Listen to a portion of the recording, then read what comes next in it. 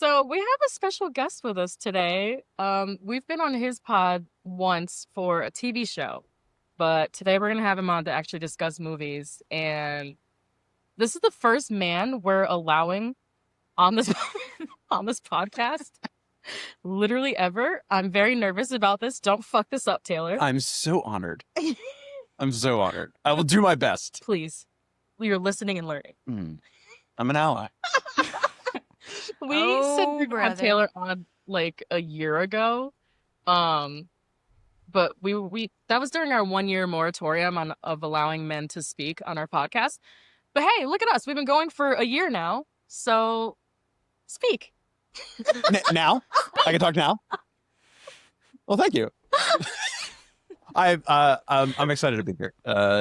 Thank y'all so much for having me. And as the first man on the show. And probably the last. Wow. All right. Yeah. All right. Well, then I got one shot at this. Then I can't fuck it up. I got to do it right. He's like, and another thing, I think that Andrew Tate. Please stop. Please leave. Oh my God. Please leave. I'm kidding. Are you? So I am. Okay. All right. No, yeah, I just took have a wild turn. What are we? 3 minutes in? Did you think I was gonna keep it light? No. Of course not.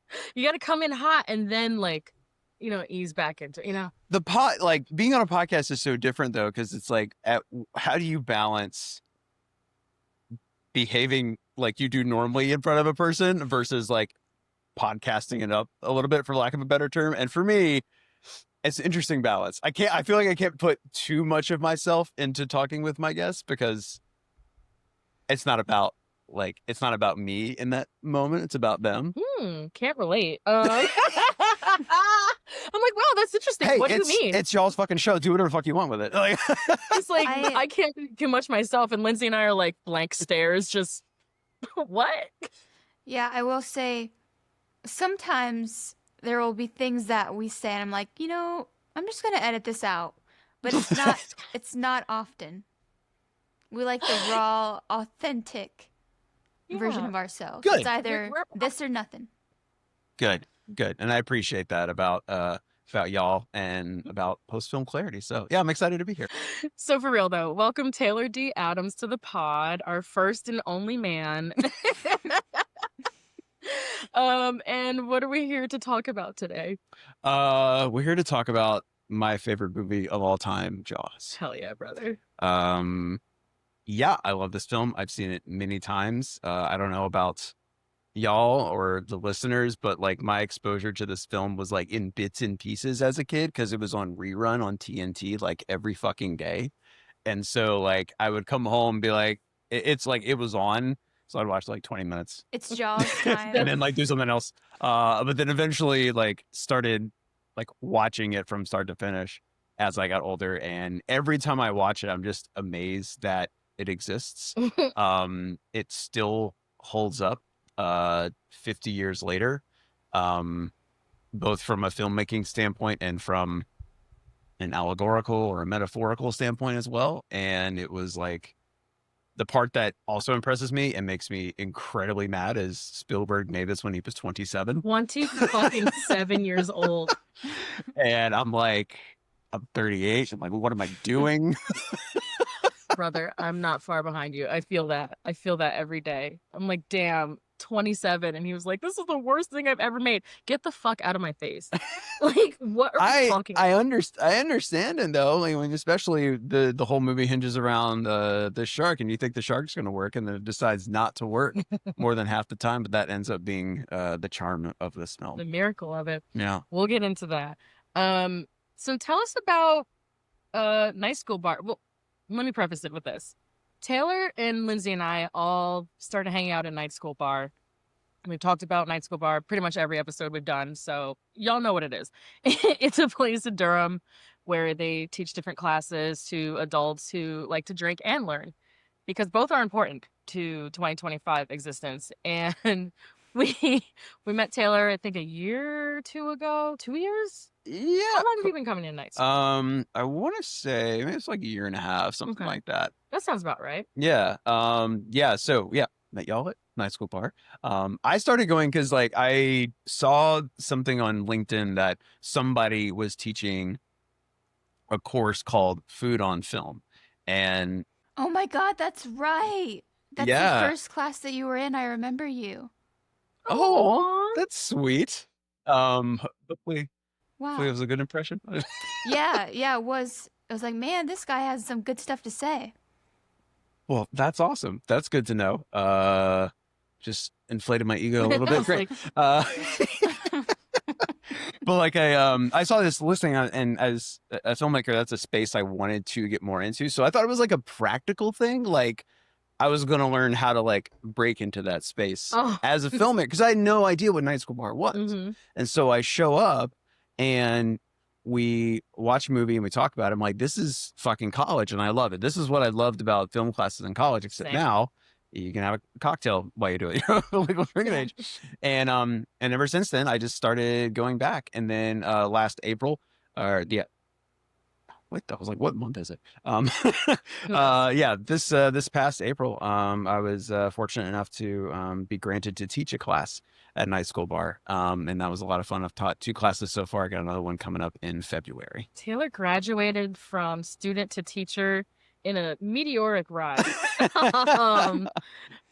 Yeah, so I think a lot of that is because A, you're good at it, and B, you're a filmmaker as well. So do you want to tell people what kind of projects you work on, what kind of filmmaking you've had the most experience in? Like, Sure, how do you yeah. approach how do you approach your filmmaking? What is my filmmaking philosophy? Yeah. Yeah, so the majority of my background is in sports filmmaking. I use filmmaking as a broad term because a lot of times what the work I ended up doing was strictly for digital or television release. So I did a lot of television series in the sports documentary space, and that's where I kind of cut my teeth the most when it came to filmmaking. I mean, when I was in school, I did silly little video projects, and even in high school, I was doing anything I could not to write a paper for English class or not to write a paper for history class. I was like, can I make a stupid video? Can I make a video instead? I was like, I would rather do that. And then just kind of evolve from there. Like I've done, silly little projects. I've done sports docs. I've done some short fiction work, both in drama and comedy, just trying a bunch of things out. And even doing like more personal video essays or video journals. And that's a lot of fun to make as well. And I just enjoy the overall process, and I don't really like lean one way or the other into a specific genre. I just really enjoy the process no matter what the subject matter is. I see. Yeah. Speaking of your video essay, which is available on YouTube. Yeah, I think that's the first thing of yours that I got to actually see. I think that was when you were teaching. So Taylor was also our teacher for sports documentaries, and that was fun, but also it was weird to see you in like an authoritative role. Really? Well, because then it makes me want to disrespect you. Oh.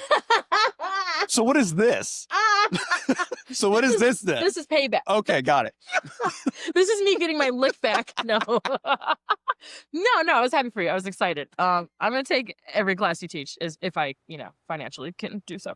Well, I appreciate that. Yeah. Thank you. Yeah. You're great.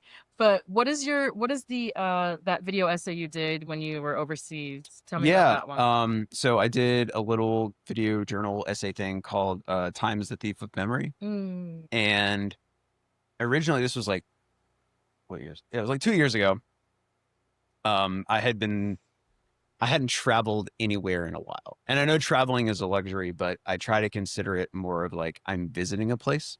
And so I hadn't visited somewhere that I hadn't been in a while. And so I felt kind of stuck with it. And I've been to Iceland before, and this was maybe like 10 years prior to this. And before that, I was like obsessed with the place, like through like National Geographic and like all this other stuff. Totally. Yeah, 10-year-old me just like rocking Bjork out. To each their own. I was not, but I'm just saying the appeal was broad and it was there. And so I was like, I just want to go back. Like I feel stuck. I can financially handle a little bit of it. So I'm just going to do it. I did one on a solo trip. to Iceland for about 5.5 days and brought my camera with me with no intention of like making anything specific.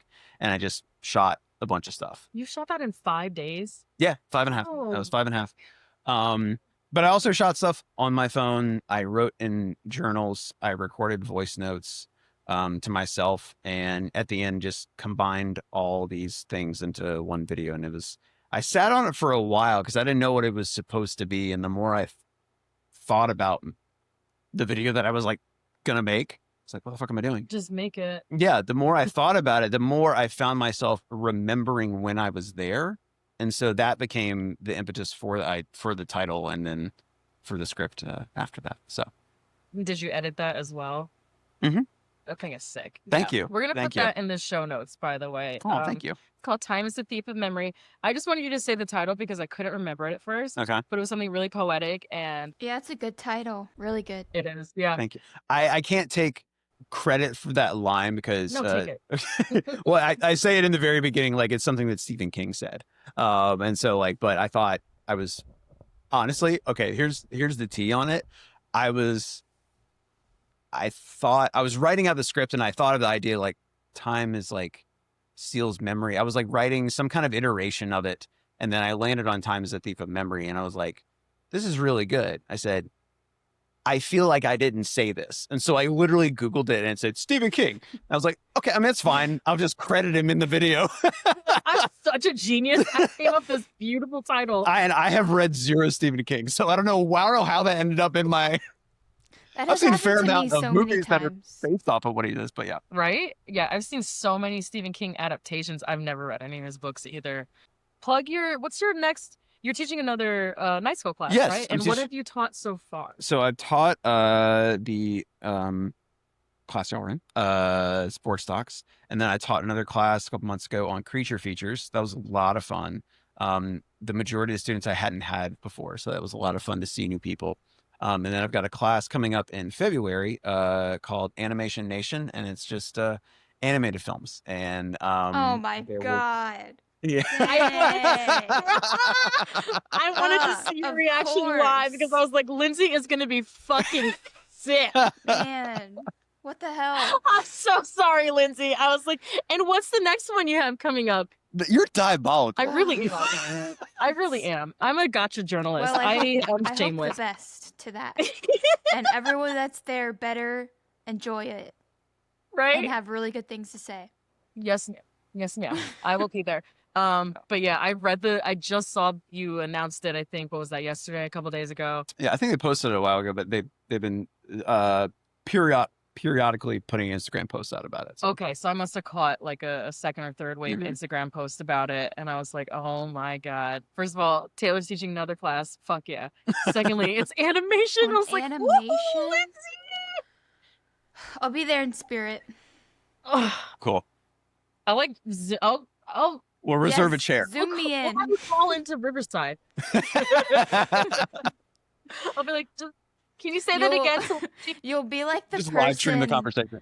You'll be like the person filming a movie in the theater. Yeah. Yeah. I'll be bootlegging night school bar classes. Just like stick the camera in my jacket. What? Me? Nothing. No. What fun? What? Oh, no. I was just checking the time. But yeah, Animation Nation, that's gonna be in February. We're, by the way, sidebar, this is coming out in December. Okay, cool. It'll be in February. It's on Friday nights. Friday. Yeah. What is with the new night? The new. They're trying a bunch of stuff and I love it. It's 7 to 10 on Fridays. I'm excited about it. Wow, I like that. Yeah. That's like peak bar hour. Yeah, I might actually get more people. Yeah, but I'm like kind of worried. Like, what if it's too much of a bar crowd and not enough. not enough of a film crowd? And that's like, oh, we can't hear the fucking movie. Shit. So I'm like a little worried, but I think it's going to be the last anyway. It will be. The one I will say, the one upside to taking this last round of classes I've taken is we're there on Mondays Mhm. and the bar is closed. Yeah, that's sick. So it's just film students in there and no one walking through the goddamn door with the curtain during the movie. No one like out in the bar area like screaming the whole time or watching something. Mondays are kind of lit. I'm not gonna lie. That's cool. That's awesome. But Fridays, okay, all right. So Fridays in February, if you're local and listening to this, I know we have like some local listeners. Check out Taylor's Night School Bar class, which will hopefully be sold out by then. That'd be bonkers. That'd Yeah. be so cool. Well, we'll get the word out. We'll There see. you go. No, people We'll are see gonna eat that up. An animation with alcohol, amazing, and a pretzel. go. Oh my god. Yeah. Exactly. Okay, Lindsay. Do you want to tell us about what we're discussing today? Just give us the rundown of Jaws. So Jaws, it was made in 1975, directed by Steven Spielberg, and adapted from Peter Benchley's 1974 novel. The screenplay was made by Benchley and Carl Gottlieb. Jaws, the movie, stars Roy Scheider, who plays Martin Brody, Richard Dreyfuss, who plays Matt Hooper, Robert Shaw, who plays Quint, and Lorraine Gary, who plays Ellen Brody. And we picked this movie, as Taylor said, because it's the 50th anniversary this year. And it also was just we don't cover a lot of like scary movies or genre movies really. We did Nosferatu last season. Which one? Oh, the Eggers newer one? Okay. Yeah, the Eggers one. So I really liked how that episode went, and it was a pretty popular episode. So I wanted to do more scary movies, more blockbusters. Okay. And also I love 70s movies. I'm a 70s movie slut, so I wanted to cover It's such a good decade for film. It's oh my god, it's like the perfect film decade. Don't even get me started. So I wanted to cover something from the 70s because we haven't done anything this old yet. And I was like, hey, what's got a big anniversary this year? And wouldn't you know, it's Jaws. And speaking of Night School Bar, you taught this movie, right? I did for my Creature Features class. Perfect. Honestly, that was just an excuse so I could show Jaws. I was like, I gotta do something. Let's do Creature Features, and I threw that in there with John Carpenter's The Thing and Guillermo del Toro's Shape of Water. Yeah, I still haven't Wow. seen Shape of Water, but The Thing is one of my favorite movies of all time. Thing slaps. I own that on 4K. Nice. Oh yeah, afterwards I have to show you my my physical media collection. Hell yeah. Yeah, so that's the reason we chose this. Oh, also, I think I told you this, Lindsay, when I was in LA a year and a half ago on my little solo excursion to the West Coast for the first time. Okay, cool. I don't travel a lot. Nervous traveler, never left the country. Baddies with anxiety. But I took my first big girl trip to the West Coast. Loved it. Had an amazing time. I was out in LA for 4 days or something. I think it was for day one. I went to the Academy Museum. Oh, awesome. Oh my That's god, so that cool. place is my mecca. Yeah, I was I there imagine for so. 5 hours. I believe that. I was Yeah. 1 hour per floor. Okay, basically. cool. I haven't been, Oh so my I God, need to go. Taylor. I know I need to go. I know. Ooh, you will love it. Yeah. Oh, that theater. Oh my god. That museum fucking slaps. I know I talk about it all the time. I brought it up 4 times on the show. I don't care. Anyway, when I was in LA and I went to the Academy Museum, I saw Bruce in person. Very cool. I saw Bruce. one of the I saw one of the 26-footer mechanical sharks in Yeah. person, and And it was hanging by the ceiling. yes, yeah, the one that they show Yeah. in the doc that we watched. Mhm. That documentary, by the way, amazing. So good. Wasn't it Yeah, great? very Yeah. good. Yeah. Yeah, I really wanted you to see that because I was like, this is a fun way to digest all the behind the scenes stuff, and it's not you don't have to really take a lot of notes or it's not Yeah, studying. It's yeah, just they did a good job with that. yeah, it was very Yeah. easy to digest. Have a kind of a question of why Emily Blunt was in it so much, but I whatever. know. I was like, Emily, what are you doing here? Okay. She was around. She was around. You're like, Emily Blunt. popular movie star. Emily Blunt. Not complaining. Yeah, you know? I thought I was gonna see more random people after her, but it was just her. I was like, Emily Blunt. everybody who made this movie or was influenced by this movie, and then Emily Blunt. Okay. I mean, go off, Queen. Look, maybe she gets more people into Jaws. You know? Oh, I had not considered that. Okay, yeah, maybe You're right. Maybe I'm just being judgy. I mean, I don't talk with. I mean, I have like a couple coworkers that are in their early 20s.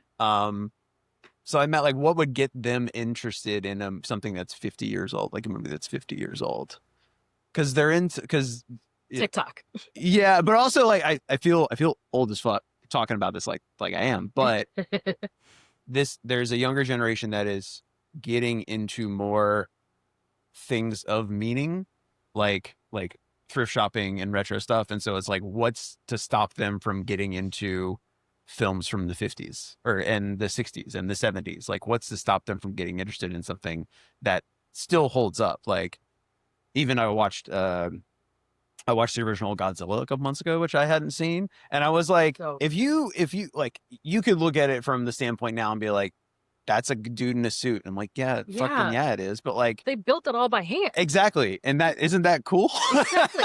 That's exactly how I feel about this movie. Like, they built this all by hand, and it took them months. Yeah, that shit didn't even work most of the time.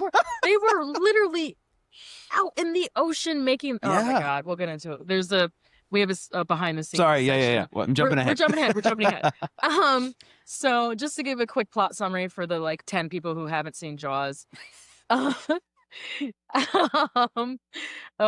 movie is the first summer blockbuster. It basically coined the term and the culture of modern filmmaking and modern film schedules.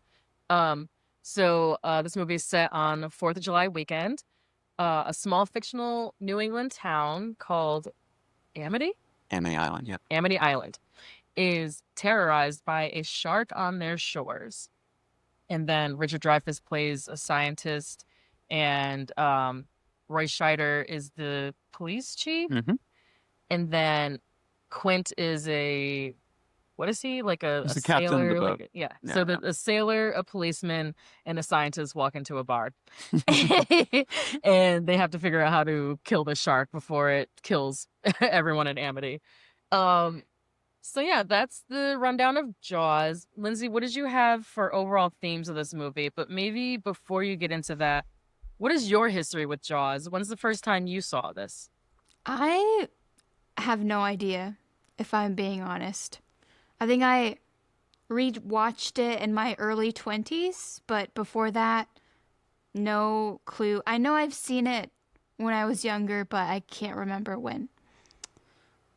I said the same thing. I think I saw it when I was like 10, but I was also watching it on TNT all the time. I don't know when's the actual first time I saw this movie, because I feel like it's so ubiquitous with American culture at this point, and it's so ingrained. It's one of those movies I don't remember when's the actual first time I saw it. It's always on. It's always on. It's always rent free. Yeah. So what was the overall theme for you with fresh eyes on this one? I said ignorance. I think everyone in the movie is a little stupid, like not really thinking straight. Yeah. And that's like ignorance and a lot of pride in so many different ways from each character. Agreed. Yeah, that's like a horror movie trope. Yes. Everyone's kind of dummies and not realizing what they're up against, which correlates with my theme. I said hubris. Just the absolute disrespect and like disregard for nature and for what they're up against, and how I think it's like the first hour or so, it's just pretty much everyone in the movie being like, oh, this isn't actually a big deal. Like, who cares? And like, we still have to open the stores. It's shopping weekend. Like, no one gives a fuck.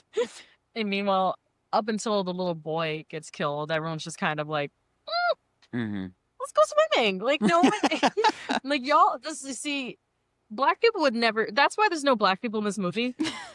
Hey, there are. Hey, I don't think they have any. There's the one black person that they show when they show the town of Amity? Amity, yeah. He's a cop. He's got the whistle. He's a traffic cop. That's right. There's one black person, and they're not in no damn water. Because, bitch, we would never. No fucking way. Oh, there's a shark? All right. Y'all got it. End of movie. End of movie. There's a shark. Oh shit, we gotta go. The end. But yeah, hubris, ignorance, just like a disregard for nature, and just like a lot of I feel like a lot of the characters in the movie were just very focused on money. So did you want to speak to that, Taylor, the mayor character specifically? Yeah, no, like that's a huge part. I mean, I think what's great about this film is that you can read so much into it and there isn't a right or wrong answer, and they kind of like all intertwine, but there's definitely I'm not gonna say the quote because I don't remember it right off the bat, but basically Fidel Castro loved this book because it was a takedown of capitalism. Yes. Yeah. And it very much is a critique of that value. And like, I think we watch it now, and you know, I think a lot of people, this movie got popular again in 2020 for the pandemic because Really? they watched this and they're like, oh, this is exactly how COVID was treated. It's like, oh, it's no big deal. Like, we're gonna stay open.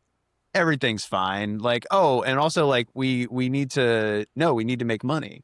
And That's it's a an crazy interesting parallel. argument. Wow. Yeah, it's an interesting argument because you can look at it twofold. Like, if you look at it from the mayor's perspective, like he's in charge of the town. There's a whole bunch of like other subplot shit in the book, but in this movie, it's very simplified. Like, he wants to keep everything open because he wants everybody to make money, including himself, including his townspeople as well, because he's absolutely right. As someone who spent a lot of time working in a coastal vacation town, We're like, both from tourist towns on the water. That's like right. it's highly important that we make money, the town makes money during this peak time, because winter is fucking dead and there's not a lot of income coming in. Winter is coming. And so yeah, so exactly, so there's validation in their choices, but because we as the audience see there's a giant fucking shark out there, we're like, close the beach, Yeah. you dumbass. Yeah. But like, if we are the audience though, we are seeing this. Yeah. So like, we can understand both perspectives, but throughout this movie though, it is very much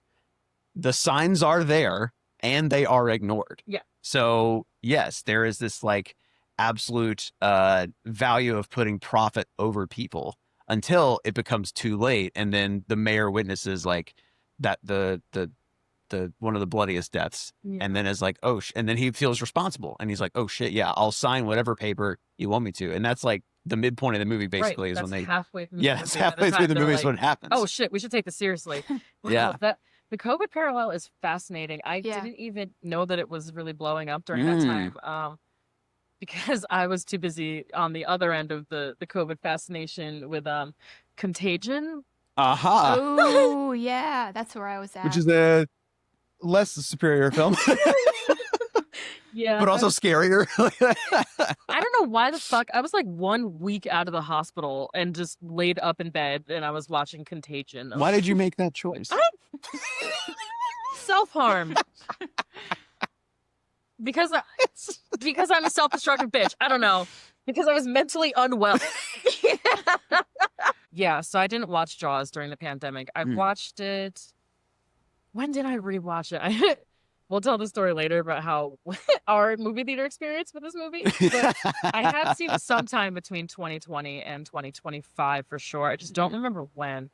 But yeah, I think this is just like one of those. It's like a tale as old as time. Yeah. And I think, correct me if I'm wrong, but wasn't the author kind of making parallels to Watergate and other like political scandal at the time? So I don't know if precisely that, I don't remember if that was precisely Benchley's vision to do that, but with this being very much about, it came out as at a time when Americans are distrusting their government. Yes. This plays right into that. Yeah. Because it's showing you why the distrust is absolutely there. But- Yeah, no, among other things, but yeah, that's very true as far as that. And I think what's fascinating too is that like,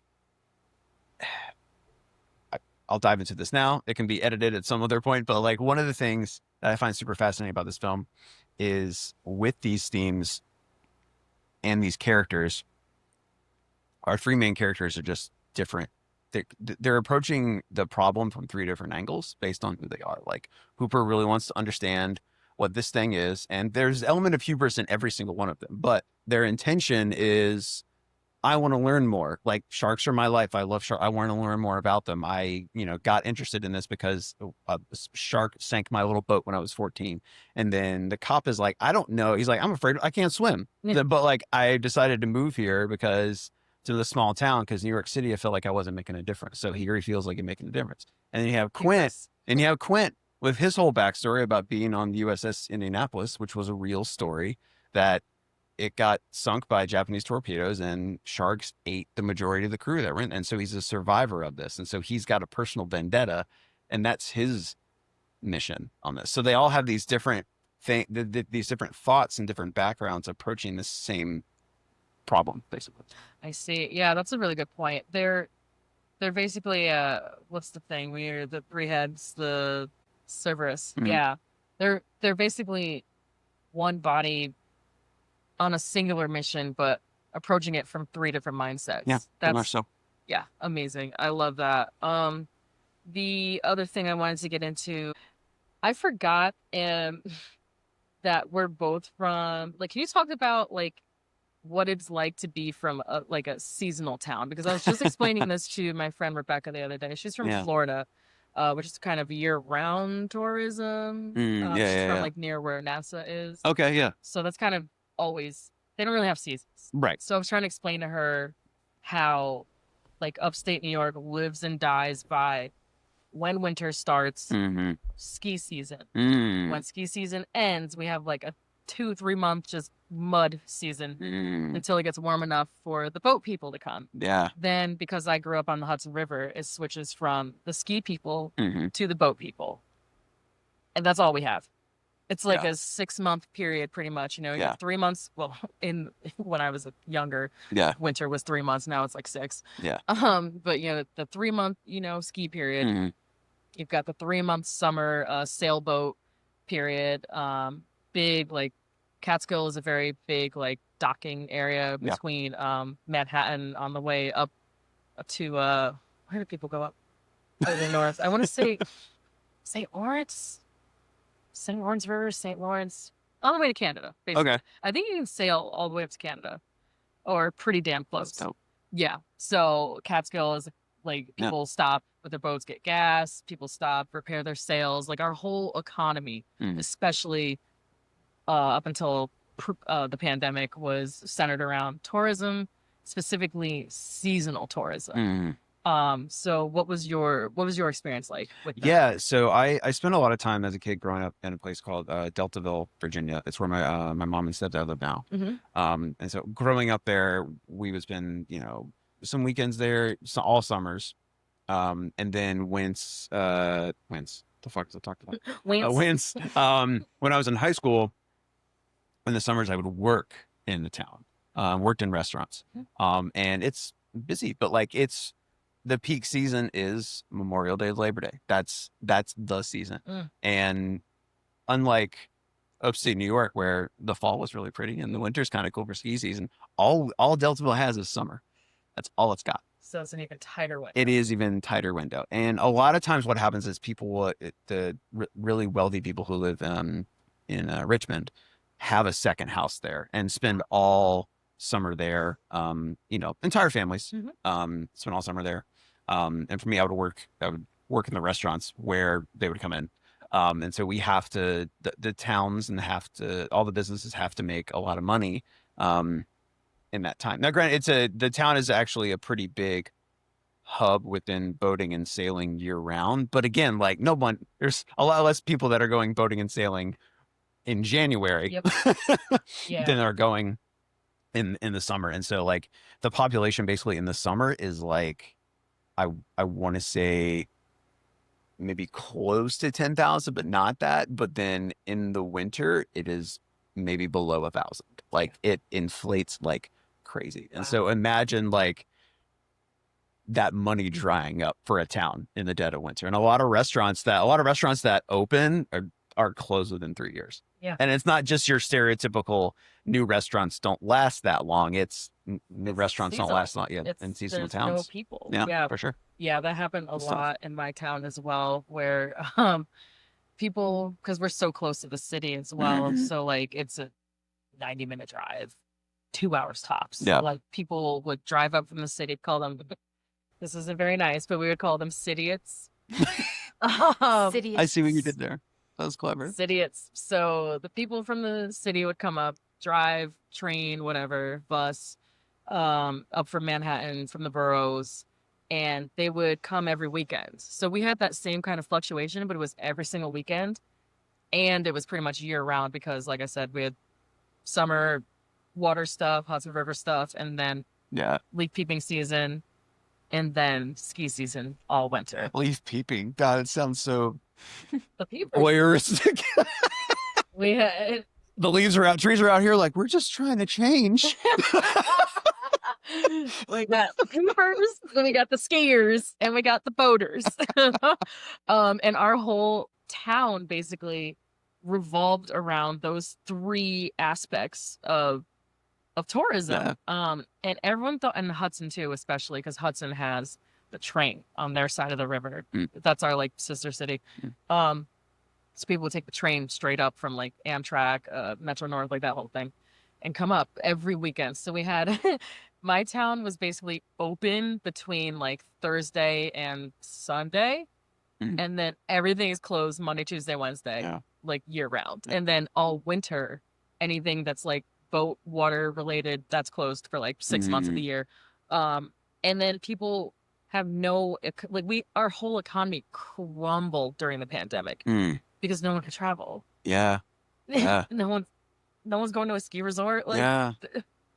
What do you do? what do you do? Yeah. It tanked. Like everything started falling the fuck apart. I moved down here in 2021, actually, just because breweries started closing, restaurants started closing. There's less and less jobs to begin with, and there's no seasonal tourists coming up because they're either moving up here permanently to buy houses, or they're leaving New York completely.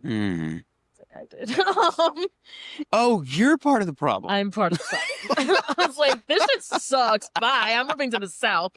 But yeah, it really, and I was like friends with one of our elected officials back in that time, and he was really he was a fucked up guy. He was weird, but I loved him. He was just very chaotic, but he was. Why am I not surprised? Or like this guy was my friend. He was really fucked up. I'm like, okay, cool. Tell me more. That's an off mic story.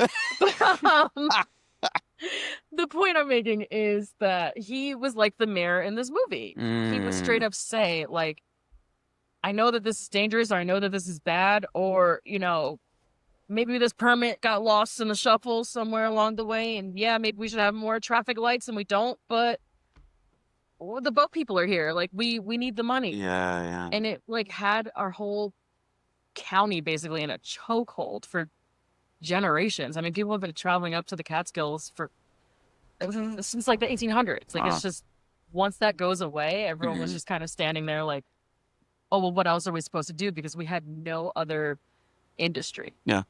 Do you have the same thing happen where you're from? Do you know? I mean, it's the it town was already. The town's been around a while. It always kind of perseveres in some aspect, but yeah, a lot of businesses do close, and then later on some will reopen. Like it's very small, as in like there's no stoplights.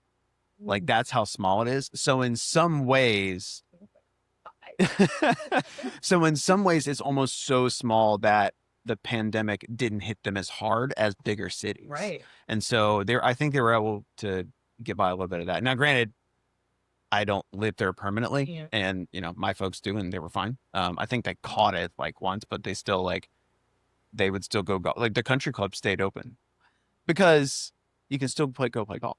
Oh, right, because you're outside. You're outside. Yeah. And so like that was, and there's a lot of older generational people that live there, specifically in the town. There's not a lot of young people within the county.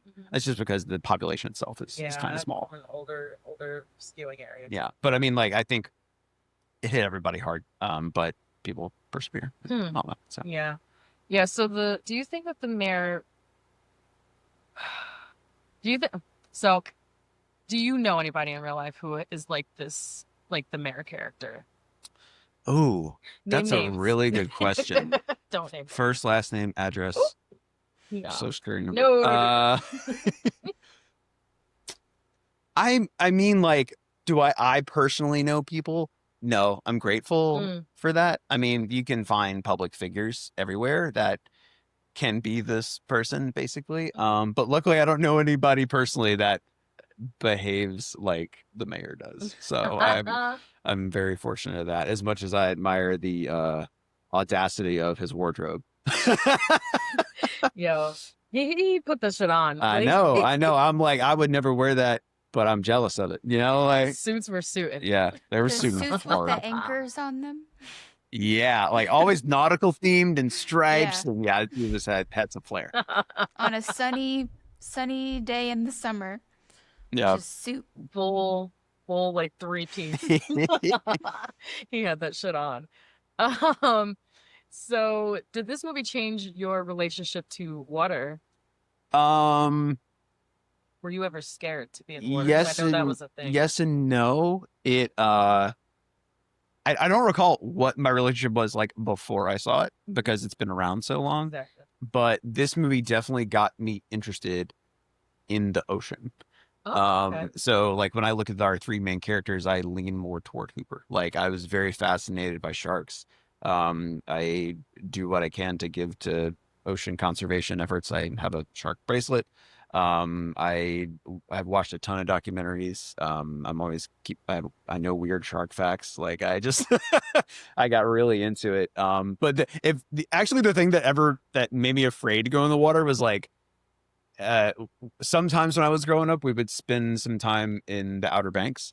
And if it happened to align with Shark Week, I wouldn't go in the water during Shark Week. So Shark Week got me more scared to go in the water as a kid than Jaws.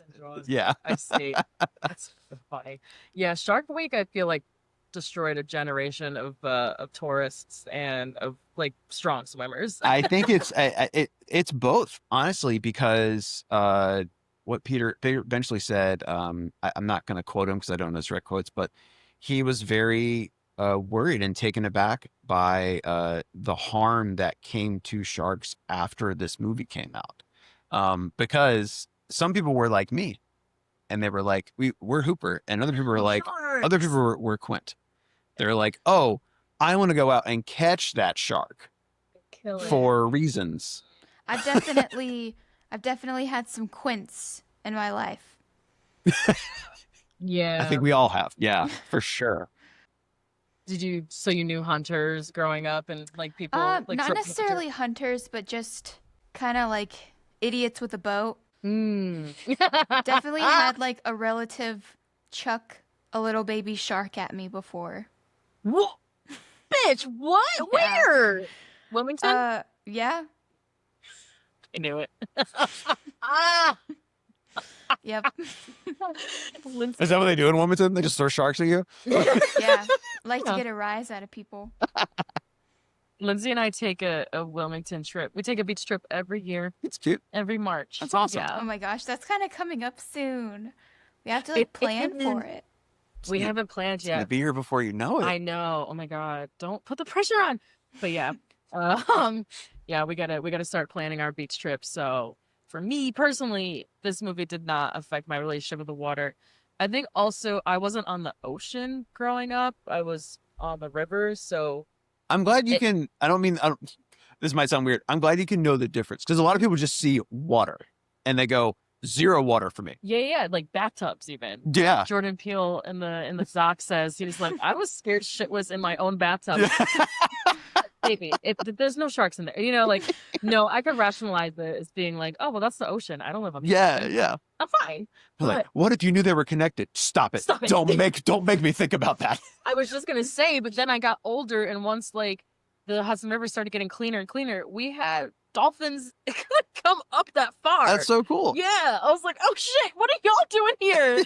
So now I feel like maybe there is more of a chance that sharks could come up there. I don't know. It doesn't matter. I don't live there, but it does. It did instill like a little bit of fear in me, I guess, of oceans. But I wasn't really an ocean girly, so I felt pretty okay about it. What about you, Lindsay? If honestly, like intense waves kind of scare me in general, so I'm a little terrified by swimming out in the ocean anyways. But the idea that there are lots of aquatic animals swimming under me, not necessarily even sharks, but everything in general is a little scary. Mm. Yeah, I could see that. Like a sea urchin? Stepping on one of I was gonna say those? jellyfish. Hmm. Yeah. Yeah. Yeah, that's pretty scary. But yeah, I was wondering if you were one of the millions of people who were affected by this movie in such a severe way that they like, have like aquaphobia. No. I'm grateful that it didn't have that effect on me because I love being in the water. Me too. And my folks live on a river as well, and they get sharks in there. Oh my But they're gosh.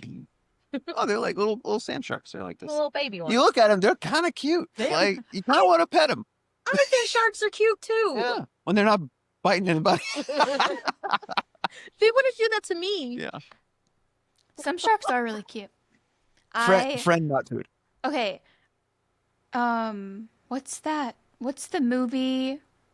Shark Tales? Yeah, Oh, with yeah. Jack Black. Yeah. Is that Jack Black? And Jack Black, Will Smith. yeah.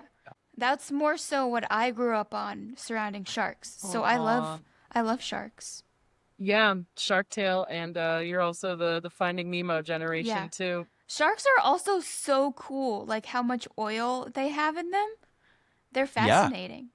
They are fascinating creatures. They've been around a lot longer Yeah. than we have. Yeah, aren't they like one of the like oldest living things on Yeah, Earth? yeah. That's fucking terrible. They're Yeah. like older than dinosaurs. Yeah, yeah. That is so. Some are as old as, yeah. That's fucking scary. See, that scares me. Not like shark attack, but just What about That they that know more. specifically scares you? Like how long they've had they're to evolve? ancient creatures. They're still here, Mhm. and no one knows how old they are. That scares me. What It's if the unknown. what if they're really dinosaurs and we just didn't know that they were water dinosaurs? Water dinosaurs. Oh. It scares me. You know, what's interesting about that is, I guess, how ancient they are. And after Jaws came out, the great whites declined about 80% from the huntings. Yeah. Yeah, people were really killing the hell out of these Yeah. creatures, unfortunately, for like a lot. Do you know how long that lasted? That whole No, I don't. It was But I a mean, long time. yeah, there was. It still goes on. Yeah. But yeah, it's unfortunate that happened. Yeah. I hate that. I know that Steven Spielberg said that he felt really bad about that too. He was like, ooh, hey, Yeah. no, this was Yeah. this wasn't like Not a what I license to go out wanted. and murder animals. Yeah. Yeah. But again, those people identified it with Quint. Like they wanted to be Quint. They wanted to, be like him. But as with a lot of people, taking the wrong lessons from things, like they didn't realize that, Quint's entire like military unit was killed by sharks. So he's got a personal vendetta. What vendetta do you have? What You're doing does the everyday person have? No, they're just like, I just want to be a man yeah. and conquer nature. Someone, I'm like, someone shit. with a lot of unresolved trauma, like Quint. Period. Those are men who haven't been to therapy. Or maybe not enough. Maybe not enough trauma. I'm gonna be real. Ooh, there is the flip side of the thrill seeking. Who are we talking about with that? I can't remember, but like that aspect of like men who don't have enough going on in their life. I'll change it to people. Thank you. People, Thank you. non-gendered, Thank you. who don't have enough going on in their life, who decide to throw. Oh, I was talking about it on the Fleabag pod with Anna. Yes. And how there's like a monologue that one of her characters gives about like how men don't have that same kind of innate like pain and danger that like women experience. So then they go seek it. Yeah. And they're like, I'll just go jump off this building to feel something. And I'm know, like, yeah. I just want to go outside at night. Like without worrying Yeah. about the world. We're in very different places. Yes. Here. Yes. Brother, that's fun to you? Like, I mean, I guess, but I mean, I understand a thrill seeking as much as the next point, but also like recognize where that. I mean, I love roller coasters. Like I fucking love roller coasters, but that's probably it. You know, like that's the threshold. like I don't know. I don't think I'm afraid to experience anything more than controlled fear. You know, like when you're on the dive, it's coming back up. Do you? I do. Them shits be break. Well, I don't go to a county fair. I go to like Busch Gardens. So, the other like impact that this movie had on me, and I still haven't seen it, but it made me want to see Duel, because Steven Spielberg always talks about how the truck in Duel, he treats Bruce the shark kind of the same way of like that pursuit, that menace. You don't see it a lot, and he said he also took the shooting technique of being in an actual truck with with his camera and stuff, because the studio, I guess, had wanted him to do it the old school way where they just sit on a set and like the windows outside or TV screens, right? Yeah. And he was like, no, I'm shooting this in a real truck. It was revolutionary at the time. This was what, 70. Yeah. One. Isn't that nuts to think about, though? 77. Like, I want to shoot it in the place where the film's taking place. Everyone was like, and someone goes, "Are you crazy? Why? what, you want to shoot it? It's not safe out there, Steven." Outside? Really was not a thing at the time, but he shot Duel that way. So he came to this project and wanted to shoot all the boat stuff and the shark stuff the same way. He was like, put me out on the ocean. And then he was like, after 3-4 months of that, he was like, I've made a huge mistake. Get me the fuck off this ocean. Yes. But I want to see kind of like the filmic origin story of how like the techniques he used in Duel basically to get to Jaws. I'm very curious about. Have you seen Duel? I have not. Yeah. Have you seen Duel, Lindsay? No. No. Yeah, we should all watch Duel. It'd be fun. But it was, I think, the movie it was Duel and Sugarland Express, and then I think Jaws. So this was like, this motherfucker. This is like his third movie. I can't stand this movie. It's like how I think Black Panther is also like Ryan Coogler's like second or third movie. I'm like, is this a joke? Are you serious? Yeah, because Sinners is like his fifth movie, maybe. Yeah. Insane. Yeah. Pissed off. Shit pissing me off. What? Yeah, is there any standout scenes that you want to talk about, Lindsay? Yes, the opening scene. Which iconic. I'm glad that almost everyone feels that way too. It's just probably one of the best movie scenes ever. Oh yeah, I'd agree. It's like one of the first lessons if you've ever taken like a film class or any kind of editing class. It's like a suspense handbook. Yeah. Just how, and you never see the shark. I know. You never see the shark. So great. It's just in the water. Did you guys pick up from the documentary? Originally, the shark was supposed to be in it, but it wasn't working. So they just ended up not having it there because then Spielberg was like, well, it's scarier anyways. Yeah, and that's a big like Hitchcockian lesson to kind of throw in there. Just it's like you said, Taylor, when you were making fun of me earlier. It's the unknown that is really scary. I was not making fun of you. I was pointing out a fact. Well, I took it that way. That sounds like a you issue. But no, you're right. Like that's there, and also like in that scene, like from the first shot, the score is there. Like it starts right away, and I'm like, this is unmistakable. Like I almost forget that it happens that early. Like it doesn't build to it. It happens right away. Minute one. Yeah. It's such like a tone setter. Yeah. For what he's about to throw at you, and I know that. I think there was some. Do you remember that show? I Love the 70s. Yeah. That VH1 show. Yeah. So when they talked about Jaws, I'm pretty sure they had put in interviews from people who had like left the screening because they were so scared they couldn't finish it because of that opening scene. They were like, fascinating. Nope. And walked out. Wow. And the same thing happened. It's much later in the movie, of course, by the time that creature shows up, but in Alien. People were also noping out of Alien before it finished because it was so scary at the time. That's only 2-3 years after after Jaws. Yeah, So 4 years, I think. Yeah. 4 years. Oh yeah, 79. You're right. But yeah, just you don't see the alien either for the what's the actual name of it? The xenomorph. Xenomorph. You don't see the xenomorph for half the movie. No. And same with the shark and Jaws. I feel like we've kind of lost that recipe a little bit. I almost like actual suspense. Yeah, I almost got in a Discord argument a couple months ago. A white man.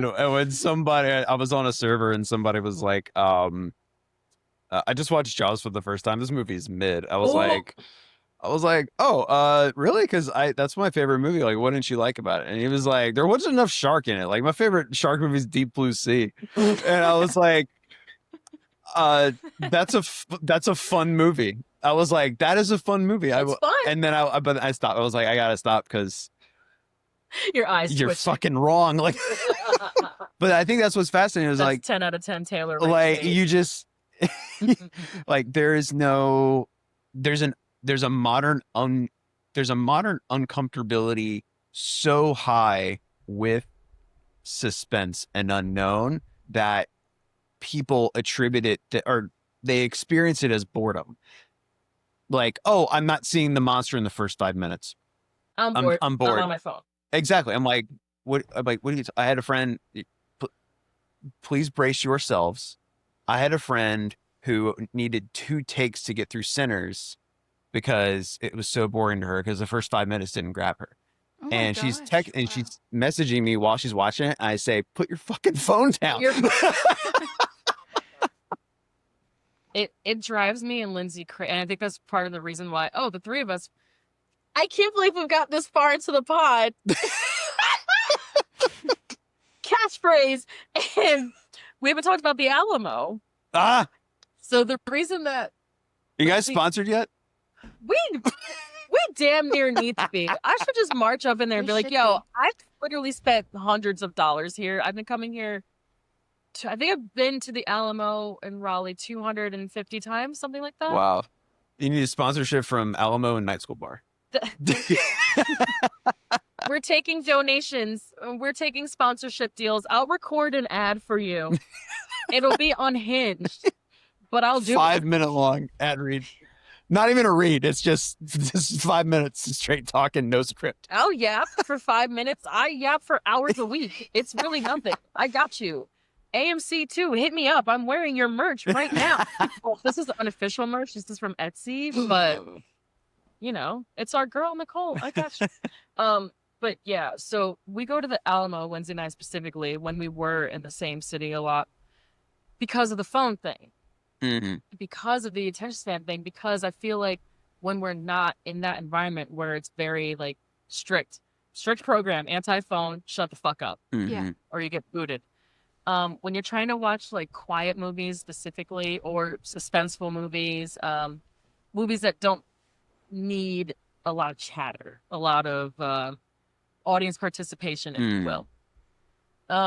When you're in a space like the Alamo and you can actually just lock in on a movie, I feel like a lot of the audience members do, in my opinion, come away with a more positive experience because they're not spending half the movie on their fucking phone. Yeah. Or talking to each other. Yeah. It's just, I need audiences to lock in. Yeah, I'm fucking tired of it. The quickest way to piss me off is going on your phone at the movies. One of the theaters here pissed me off so much that I don't think I'll ever go back there. Just because of everyone's manners. Was that when you saw Freakier Friday? That was when I saw My Neighbor Totoro. No. Yeah. It was just so loud. No one was paying attention. It's like, why are you even here? Oh, I can't stand. No. Yeah. I can't live like that. That shit will send me into a spiral. Something I wanted to mention though, with like some people just not really appreciating Jaws or it being so far from their realm of like what a good movie is like the generational gap and how like consumed people are in like CGI and AI of everything nowadays. Yeah.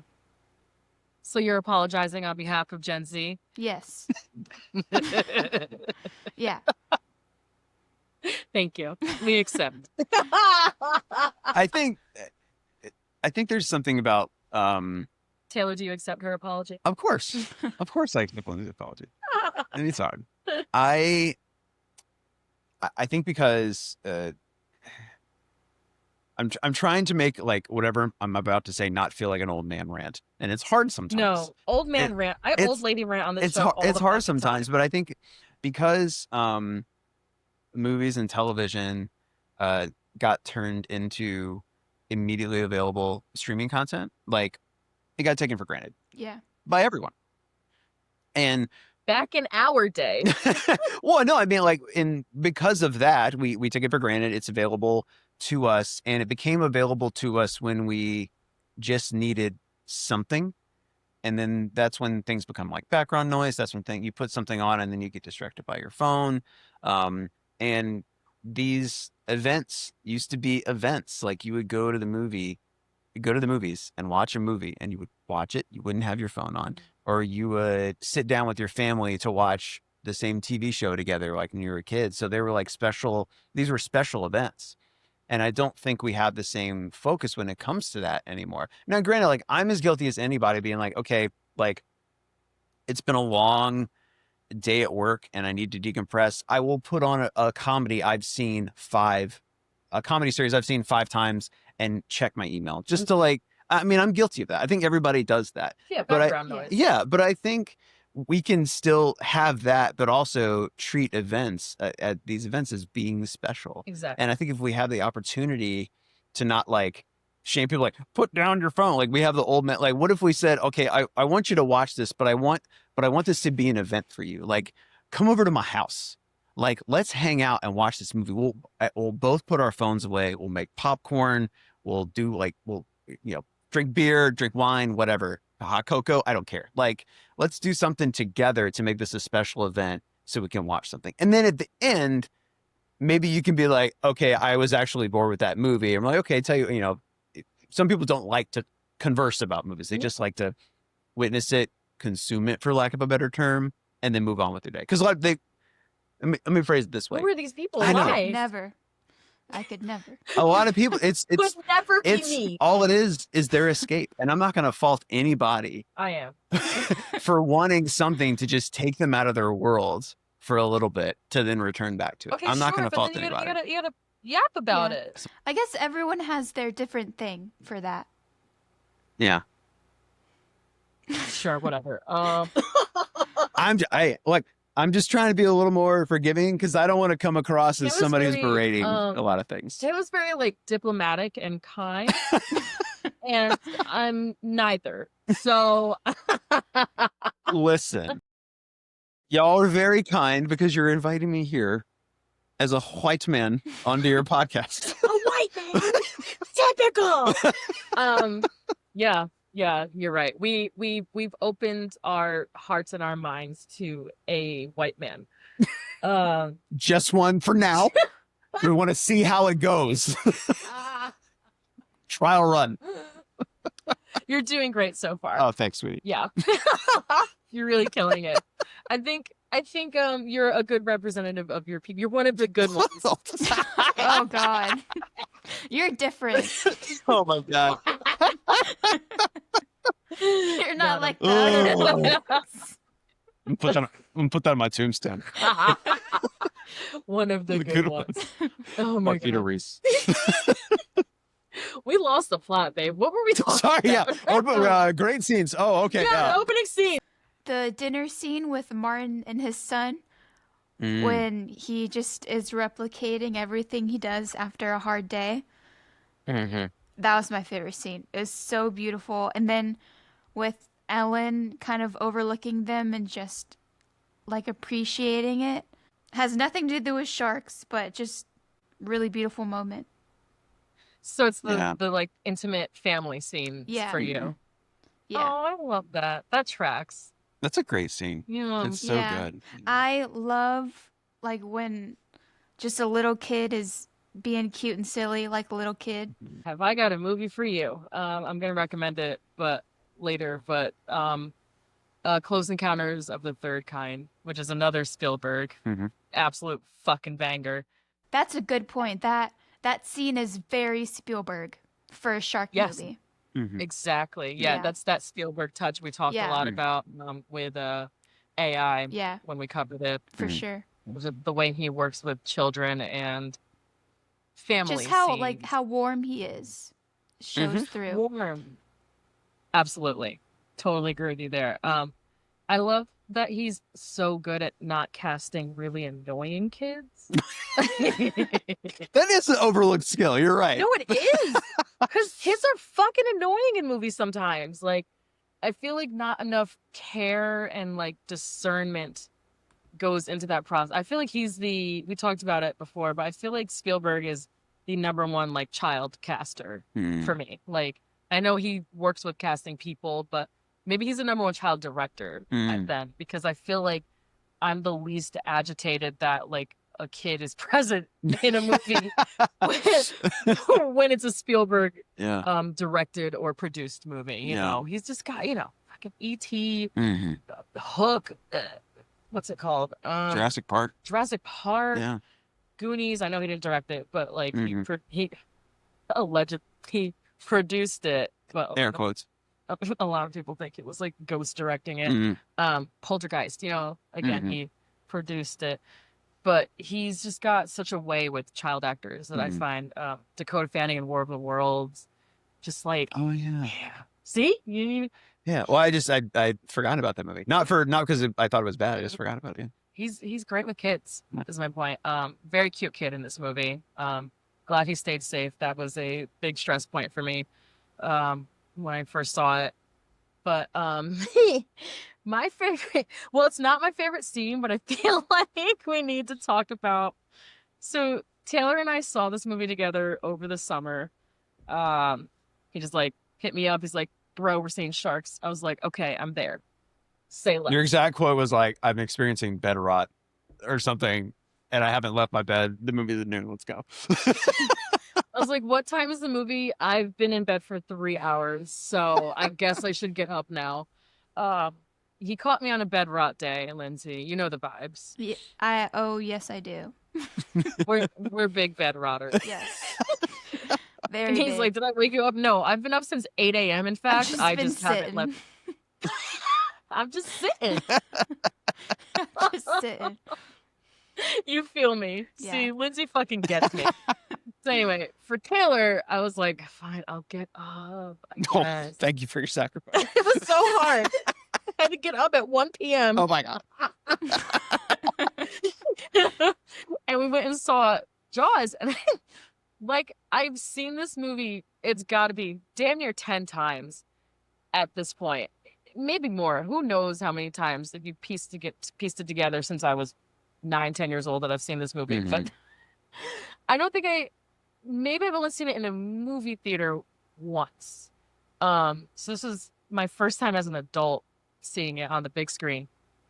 And that scene, that like that jump scare where the severed head pops out from the ship when they're underwater, like looking for something. Lindsay, I screamed at the top of my lungs in this theater.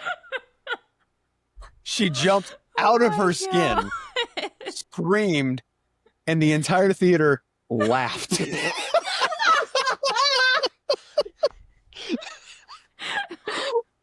was so embarrassing. Like I got the arms across the scene. I've seen this movie so many times. But what's funny is like that's not abnormal. People don't remember that scene because there's so many other things in the movie that happen. Forget it every time. Every time.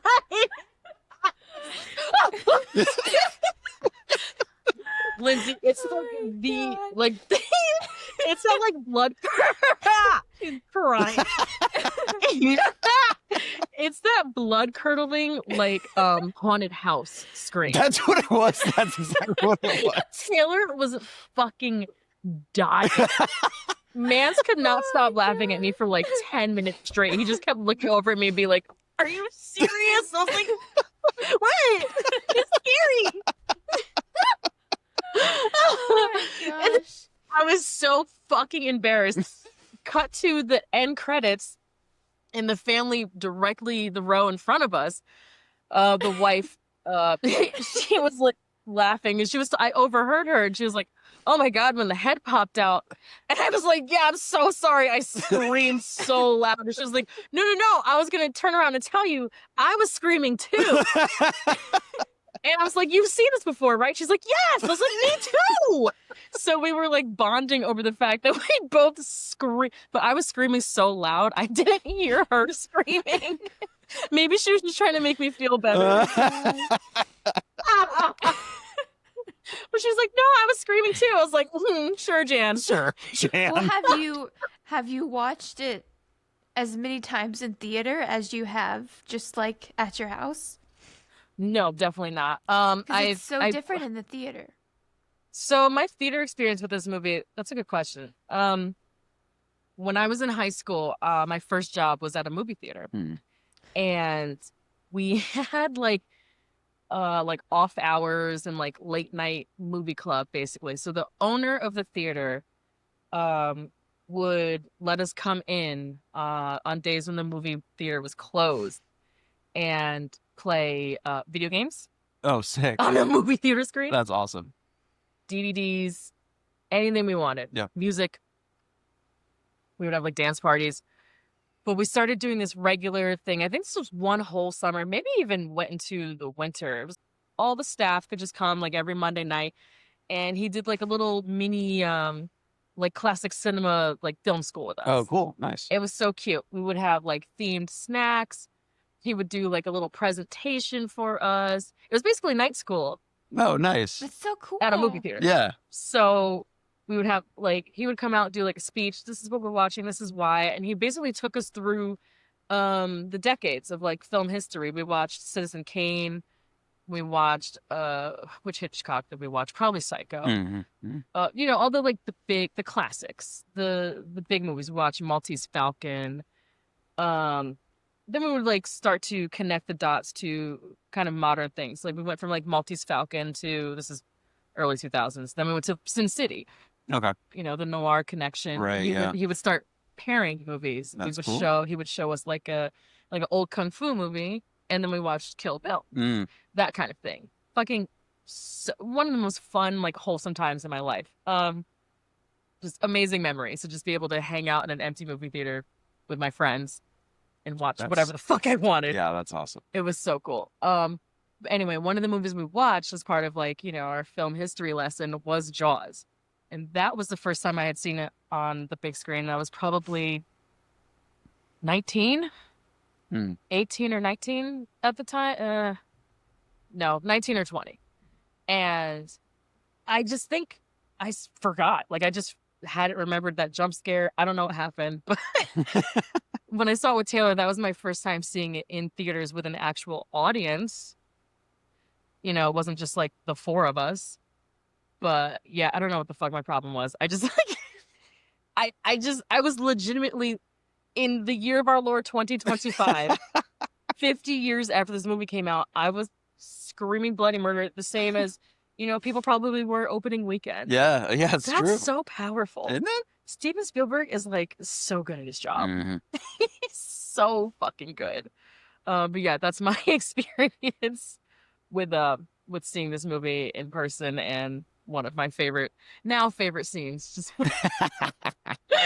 just from how memorable it is and how embarrassing I was. It's a good story. Thank you. Yeah. Thanks for being a part of it. It's my honor and privilege. I think I like dug my claws into his arm. Screamed. I never do that. Speaking of Alien, the only other time recently that I did that at the Alamo was when I saw Alien. Oh. They showed it there, I think, last year for the 45th? Yeah. That would right? 79. Yeah, yeah. For the 45th anniversary, they showed Alien, and I was like second row, like I was very close to the screen, Oh, okay. and Yeah. I It's a lot. It's a lot. it's scary. Yeah. Again, I've seen this movie 100 times, but there was one part where I just was like, that was okay because I think there's only like 3 of us there. This is like a random 3 p.m. show. Oh, I love that. I love that showing. It's a good time. Yeah. It was like that 3 p.m. on like a Thursday. Yeah. Something like Perfect. that. Oh, the best time. The best time to see movies. But anyway, moving along. What is your favorite acting performance in this movie, Lindsay? Lorraine Gary, who plays Ellen. I just love her character. Maybe this just goes to show how much I really like Spielberg, but all of her scenes are kind of the warmer, just sweeter scenes. And I love how funny she is. Yeah. She's got a lot of personality, Yeah. especially like a movie wife. Yeah. You know, Yeah. they be doing us dirty. Usually we're like the annoying girlfriend or like the one note like nagging wife type character, but no, she's very yeah, she's really sweet, and I love it. It also softens up Roy Scheider's character Yeah. a lot, I think. It gives him more like stakes, Mhm. more of a personality outside of just like being a cop, Mm. which I love. Mhm. What's your is there any like favorite dialogue, any favorite like moment with hers? I love the part where she hands Martin a drink and then she's like, want to fool around a little bit. I love that I scene. love when That's people a great scene. say, let's fool around. So silly. She's so cute. Yeah. I wonder. Oh, Why is she also when she is like, listen to your father, get out, when Yeah. in the water, which that was her Yeah. favorite scene too, the actress. Yeah. Oh, was it? Yeah. Mhm. That's the same scene too. It like blends right into each other. Yeah. The head rolling, or no, the drink full around. The drink was like want to get drunk and fool around. It leads right into Yeah. her telling Michael, get out of the damn boat. Yeah. Oh yeah, Yeah. that's right. That's the same night. That's Yeah. I think it's a great pick.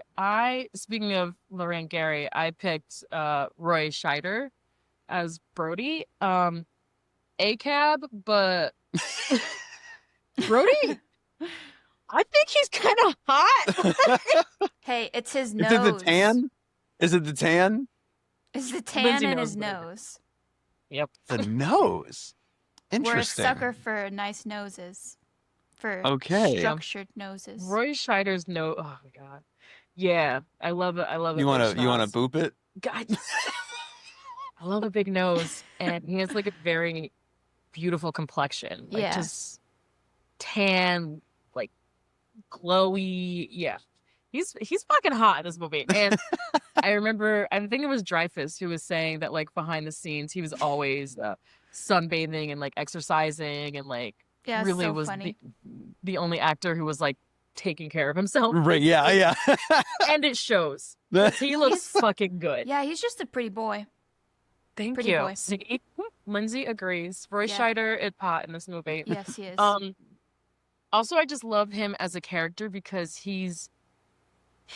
I feel like I don't know, he's like in the heroic role, and he's like a protector without being arrogant about it. I don't know how to explain it. He's a more Mhm. grounded kind of hero, movie hero, you know? It's not so cartoonish and He's not aggressive. right. He's not like, damn the system, I'm gonna fight, whatever to do this thing. He's just like doing what he thinks is best to do, and he's just running up against so many roadblocks. And he also like has to like bend to the will of the mayor and the town in certain aspects too, and they go around him, and that's also frustrating to see. So yeah, you're right. It's very like very grounded character. He feels very human, feels very lifelike. Yeah. He just feels like he's just a dad, like he's just a good guy Mhm. and a dad and a husband who, is trying to protect his family, but also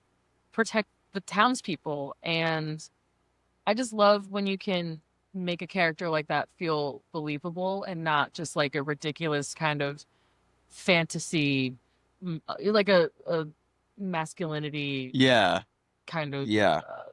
like fantasy. There's not a lot of machismo coming from him. Yeah, exactly. He's, oh my God, he's such a babe in this movie.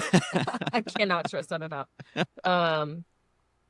And for the other two like major performances, I wanted you to maybe speak on Robert Shaw and Richard Dreyfuss. Like, so like I take on that. I connect to Hooper a lot, Dreyfuss's character. But the more I watch this, though, the more I really, really appreciate what Robert Shaw's doing with Quint. He's fucking fantastic. Yeah, it's crazy, especially when you just like hear Robert Shaw talk like with his normal voice, and like forgive the fact that like an actor from a different country can adopt an accent from another country, like that's commonplace now, but like the way he transforms himself into that character though is honestly mind-blowing. And I know there was like he did a lot of like super method things that are kind of annoying, but at the same time like whatever he brought to that performance of Quint was amazing. And they mentioned this in the Jaws at 50 documentary, but his USS Indianapolis monologue was like originally written as 8 pages, and he's like, can I redo this? And he wrote that. That was his whole thing. And I was like, that's crazy impressive. That man is fucking talented. Yeah. I think his performance, I think the more I see this movie as an adult, the more Quint stands out to me. Oh, yeah. I don't know. I feel like the movie just doesn't work without him. Yeah, because I feel like, I mean, not to be like the jaded adults, but when you've lived, like, when you watch this as a kid, like, your hero is probably Brody or, like, Matt Hooper, and also, like, maybe the shark, you know, which, like, you know, I still can root for the shark because homie's just trying to eat. But, but, like, you look at Robert Shaw and you, like, recognize everything he's been through. Like, you recognize all the pain and loss that he's been through and, like, where he's at, especially in, like, the favorite scene is his death scene. Like, it's just so incredible because, like, he decided 20 minutes before that scene in the film that he was just gonna die. Like, that's how his story is. It's just kind of crazy. Yeah.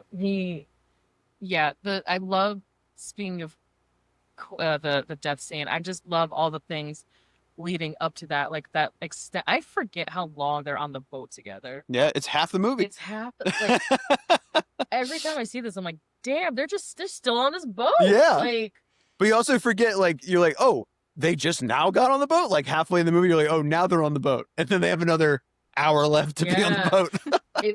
Again, it speaks, like Lindsay was saying earlier, to the intimacy. Those are still, familial structure and intimate, just people sitting on a boat together talking. Yeah. And yes, there's a shark that pops up every once in a while, but most of the movie is just them talking shit to each other, trapped on a boat together. Yeah. And the way Robert Shaw plays it, I guess, it is kind of, part of it is because him and Dreyfuss were beefing in real life so much. Yeah. But you feel that through their performance. Yeah. In a very, like, natural way, and I love that. Yeah. I also, I would be remiss if I didn't just mention, like, one of my favorite line reads of all time comes from an extra when Dreyfuss is explaining what the shark they caught actually is, and he says it's a tiger shark, and the dude goes, "A what?" The bigger guy. Yeah, it was like one of my favorite line reads of all time, and it just came from these extras who are residents of Martha's Vineyard and not actors, which I'm like, that's so perfect to do that. But he's, oh, what?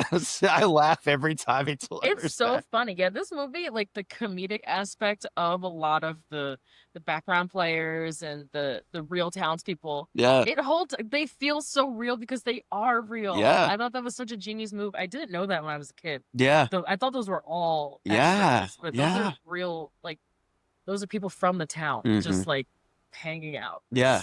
Yeah. It's so great. I mean, that's a good, like, if you wait, I forgot what film I was watching. I was rewatching The Mummy not that long ago, and it's A bisexual classic. It's my second favorite movie of all time. But a very early scene in the library when all the book stacks fall on each other like dominoes. And I realized, I was like, if they made that movie now, those would not be actual book stacks falling on each other. Those would not be actual books falling off the No, it'd be bookshelves. computers. And exactly. And I'm like, and you would spot it a mile away. Yeah.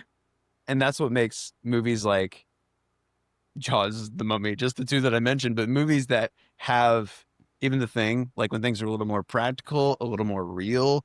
Like I understand what you can accomplish with, new technology. Like we should lean into that when we need to, but like it's not going to replace something you can see that it's actually there. Yeah. And that's so powerful. I love that.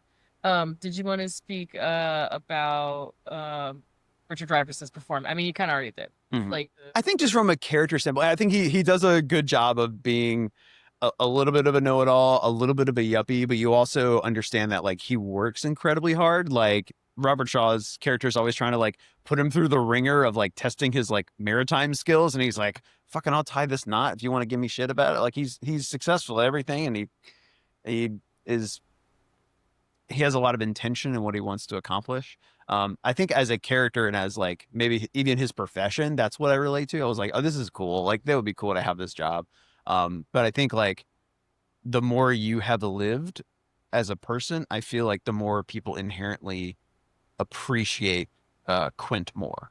yeah, that's kind of what I walked away thinking the most recent time I saw this. Mhm. So it's like there's so much more to maybe it's because I didn't know what the what's at the USS Indianapolis. Indianapolis. Yeah. I didn't know about that when I was a kid. Mhm. I didn't know that was a real thing that had happened. I guess I wasn't reading the nuance of like his backstory and how Mhm. important it is to his performance. But the most recent time, I definitely walked away being like, "Fucking Robert Shaw!" Like, Yeah. God damn, Yeah. he rules. I also really love Robert's death scene, and Yeah.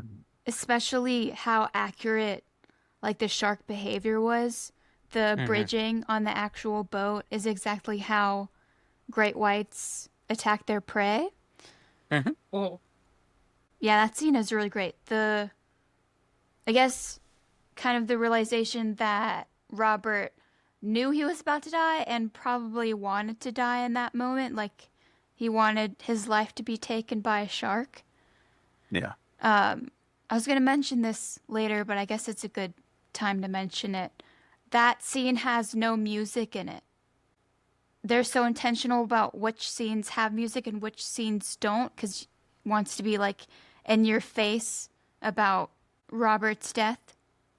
Also, I think when I was first watching it, there's such an emphasis on the scuba tanks and kind of a foreshadowing of how important it's going to be later on. But the scuba tanks were kind of an addition of some of Spielberg's friends on how he thinks the movie should go, and writers from the Sugarland Express. Sugarland Express. Yeah. yeah. So the writers from the Sugarland Express just threw this out on a whim, like, what if he blew the shark up at the end? And he's like, the fuck? Like he hadn't. Like how? How? Yeah. Like it didn't even cross his mind. But once they suggested it, the scuba tank thing it like rang out as like just how do I say this? It was just such a great idea to throw that element in there, and I didn't notice until this most recent viewing how much they foreshadowed. Oh yeah, big Yeah. setup and payoff with those things. Yeah. Yeah. I love Yeah. that. And I don't know if you guys ever saw or knew about that. They covered that on Mythbusters. No. It's not- Oh, it's on Mythbusters. Yeah, they've Okay. covered it on Mythbusters. It's not possible. You can't blow up the shark tank like that. So And why is that? because what it does, like, it doesn't expand the air in the tank. The air just comes out the bullet hole, so the tank just flies all over the place. Oh. Wow. So would the shark fly with it? Well, yeah, the sequel to that is Sharknado. That's That's how you get a Sharknado. Another fun fact, the bullets were, each bullet scene of like the bullets going through the water were marbles. Yeah, Like I Oh, love interesting. was slingshot through. That's fun. slingshots underwater. Yeah. That's old school movie making, That's baby. awesome. I love Yeah. that. We don't do shit like that anymore. I know. It's so cool. Bring it back. Bring back the old recipes. For real. Because it looks so good. I know. It does. It's so legible Mm-hmm. with the older cameras. Like it just looks so. I would never know that. The again in the doc, the one thing that I wanted to bring up was I think that Spielberg's insistence to shoot on location with real people from Martha's Vineyard in open waters Mm-hmm. with special or not special with practical effects. Yeah. It changes everything about the impact of this movie, in my opinion. The intensity of it, you were saying earlier, the like it's tangible. Mm-hmm. It feels so real and lived in. There's no technology to upgrade really because it's eternal. Mm-hmm. I love that he decided to shoot it practical, is my point, and that even though it was hard and it gave him PTSD and he thought it was never going to work again, it was worth it. And I think even if it's sometimes more difficult and more expensive or just a little more time consuming to do things in a practical way, I think the payoff is so massive sometimes. Like it feels better. And I love that you can see that in later generations of filmmakers like Steven Spielberg, like Christopher Nolan, like Ryan Coogler, Jordan Peele. Yeah.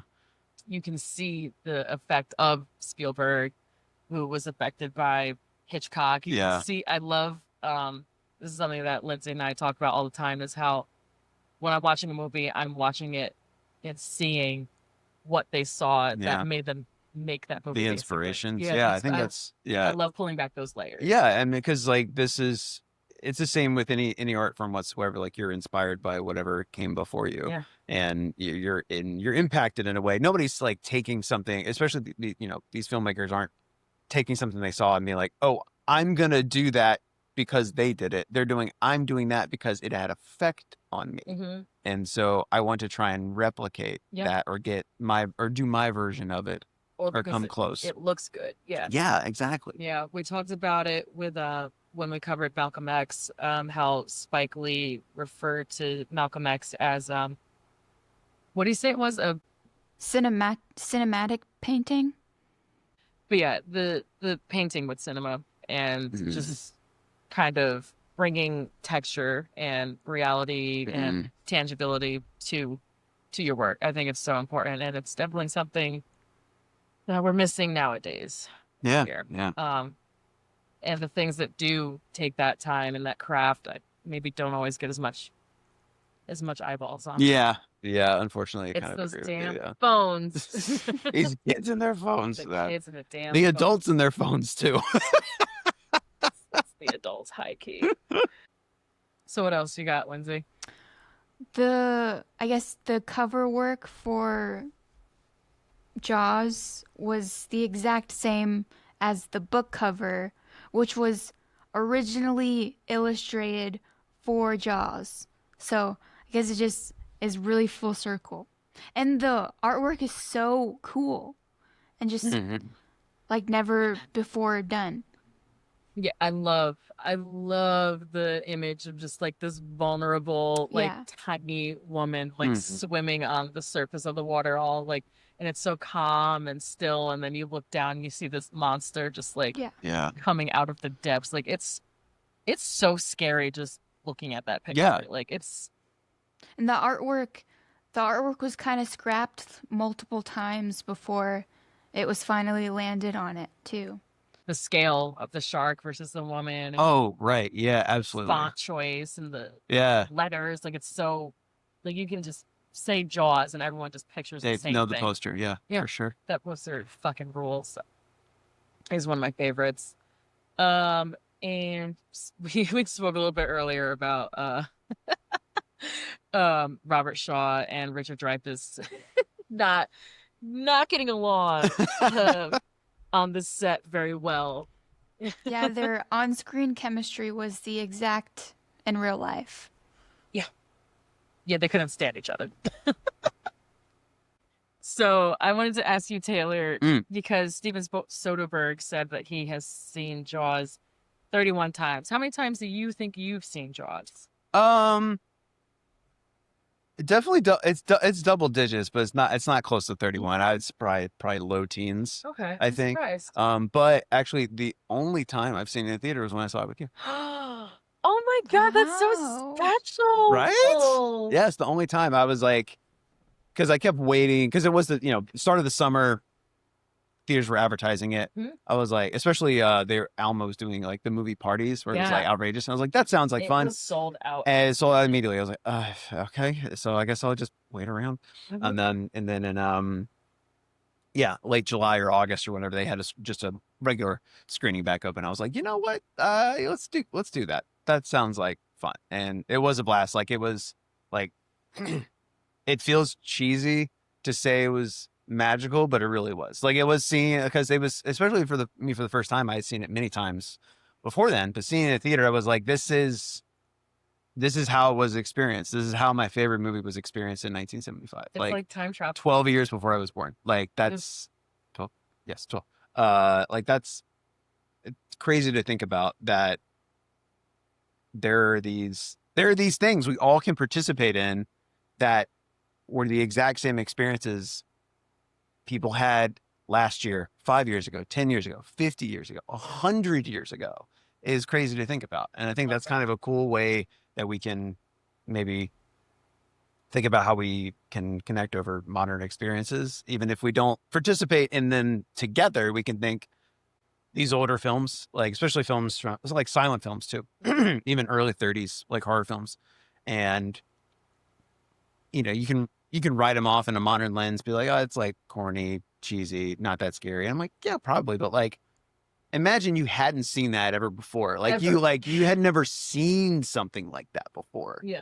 Like, wouldn't that blow your mind? Like I think about films that I've seen in recent memory that have like blown my mind from the standpoint of like, wow, they accomplished that. That's incredible. And this is something as recent as like Everything Everywhere All at Once. Like something like that is like that. It's still happening. Like movies are still being made that make you go, holy fuck, how did they do that? I love movies. That was beautiful, Taylor. Oh, thank you. Yeah. Quick, get on TikTok. All the hits will come in. Crying fangirl on TikTok movie talk.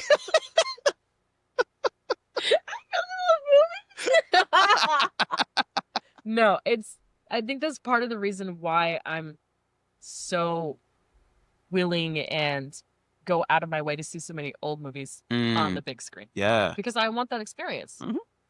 I don't want to see it with phones and internet in my living room. I want the real. Like I want that big screen full.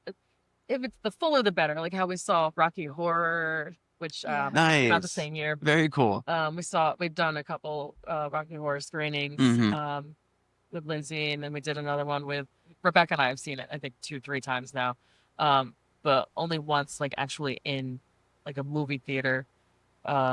It's just so special, and I feel like it brings so much more to any experience, but especially like these movies were meant to be seen on a big screen. I'm sorry, here we go. And like I love my smart TV, but it's not the same. It's not the fucking same. No, you're right. But I think it's also kind of cool that we have the opportunity to like make our homes into theaters, and not in I'm gonna buy a big screen or a projector, all the sound systems. I mean, like having people over to like watch a movie. And when my partner and I first started dating, like she had like a 20-inch TV with the speakers on the side of the TV, and we could only watch certain things up to a certain volume before the speakers would like fart at you, like basically. And there were a number of times where I wanted to show her movies that I really loved, and she fell asleep through a lot of them. However, 13 years later, we watch a lot of movies together, and we go back and forth recommending stuff. She's like, will you watch this with me? And it's some romance I never would have thought, but I was like, yeah, I'll watch it. And now we're it's almost December, so inevitably I will have to watch some Hallmark Christmas movies coming up. I thought you were Uh, gonna say Love Actually. no, I Oh, don't I think that's love Love Actually. I know I haven't seen that, and that's not in the rotation as far as I know. But It's a problematic fave. but we'll probably watch some Hallmark movies and Die Hard. Wait, Love Actually is problematic? Yes, Lindsay. Oh my God. Yes. When's the last time you saw that movie? I don't know. Oh my God. Yeah. So the one character that's like stalking his best friend's wife, Oh, insane. The prime minister who's trying to fuck his employee, but he thinks she's too fat, yeah. insane. Or I guess like the only dynamic I can remember is Colin Firth. He's a Who is writer. also trying to fuck his employee. Yeah. Oh, jeez, Um, yeah. And then Alan Rickman, who is also fucking his employee. Yeah. Lots of, R.I.P. dang. Wow. Yeah. Well, I still really like it. I don't care.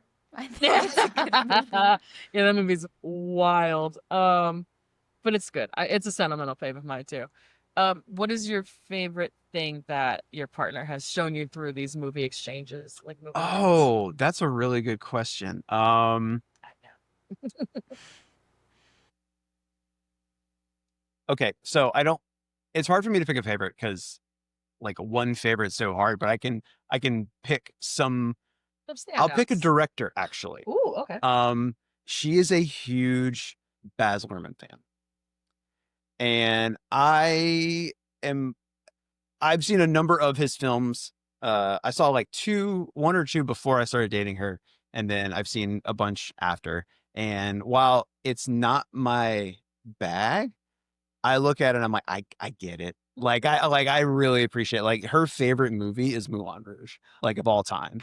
And I watch it, and this is a funny story. This will tie into when I had y'all on to talk about Community. Oh my God, perfect. So the A first crossover episode. what is this, a crossover episode? The first time my partner Nicole had ever heard the song Roxanne was on Moulin Rouge. It was the Moulin Rouge version. The first time she had ever heard that song, Roxanne. Holy shit. Wow. And I actually interviewed her on my podcast about Moulin Rouge. And that's when I found out was in that interview. And she's like, and then the first time I heard the real song was on an episode of Community. And she goes, wait a minute. Chaos Theory. That's Ruby okay, sorry. She's like, wait, that's the song. And so I was like, yeah, wait, is this? For Moulin Rouge? Yes, that was the reference.